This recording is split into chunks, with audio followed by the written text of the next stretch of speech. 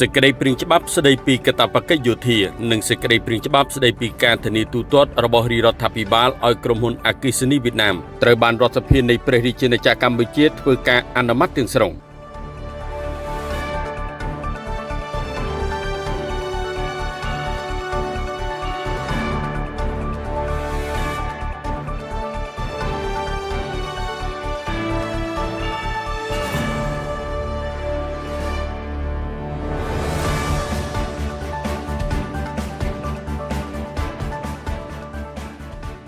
សម្ដេចមហារដ្ឋសភាទីការធិបតីខុនសូដារីប្រធានរដ្ឋសភានៃព្រះរាជាណាចក្រកម្ពុជាបានអញ្ជើញដឹកនាំសម័យប្រជុំរដ្ឋសភាជាវិសាមញ្ញនីតិកាលទី7នៅព្រឹកថ្ងៃទី12ខែឧសភាឆ្នាំ2026នេះដើម្បីពិភាក្សាសេចក្តីព្រាងច្បាប់ស្តីពីកាតព្វកិច្ចយោធានិងសេចក្តីព្រាងច្បាប់ស្តីពីការអនុម័តយល់ព្រមលើការធានាទូទាត់របស់រាជរដ្ឋាភិបាលនៃព្រះរាជាណាចក្រកម្ពុជាឲ្យក្រុមហ៊ុនអគ្គិសនីវៀតណាមនៃសាធារណរដ្ឋសង្គមនិយមវៀតណាមសម្រាប់ការធានាលើការទិញថាមពលអគ្គិសនីពីប្រទេសវៀតណាមសេចក្តីព្រាងច្បាប់ស្តីពីកាតព្វកិច្ចយោធាមានចំនួន8ជំពូកនិង20មាត្រា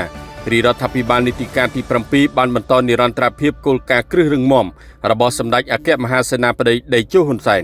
កងយុទ្ធពលខេមរភូមិន្ទបានកំពុងអនុវត្តភារកិច្ចការពារជាតិចូលរួមក្នុងការអភិវឌ្ឍសង្គមជាតិនិងជួយសង្គ្រោះគ្រប់រូបភាពនិងអនុវត្តរាល់បទបញ្ជារបស់រាជរដ្ឋាភិបាលទាន់ពេលវេលា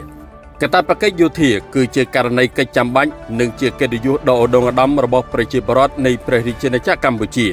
និងជាមូលដ្ឋានគ្រឹះនៃប្រភពកសាងកម្លាំងសម្រាប់វិស័យការពារជាតិនិងការអភិវឌ្ឍកាយសម្បទាព្រមទាំងការបណ្ដុះស្មារតីស្នេហាជាតិអប់រំផ្នត់គំនិតនិងវិន័យដែលជាតម្រូវការរបស់ប្រទេសជាតិ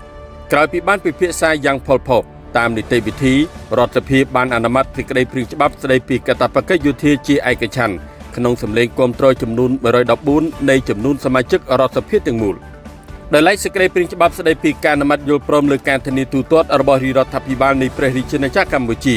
ឲ្យក្រុមហ៊ុនអគ្គិសនីវៀតណាមនៃសាធារណរដ្ឋសង្គមនិយមវៀតណាមសម្រាប់ការធានាលើការទិញថាមពលអគ្គិសនីពីប្រទេសវៀតណាមរួមមាន3មាត្រា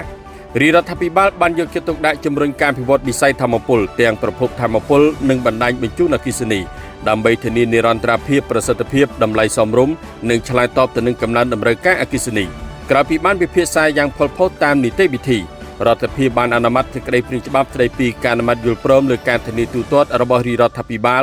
នៃព្រះរាជាណាចក្រកម្ពុជាឲ្យក្រុមហ៊ុនអគ្គិសនីវៀតណាមនៃសាធារណរដ្ឋសង្គមនិយមវៀតណាមសម្រាប់ការធានាលើការទិញថាមពលអគ្គិសនីពីប្រទេសវៀតណាមជាឯកច្ឆន្ទដោយសម្លេងគាំទ្រចំនួន114សម្លេងលើចំនួនសមាជិករដ្ឋសភាទាំងមូល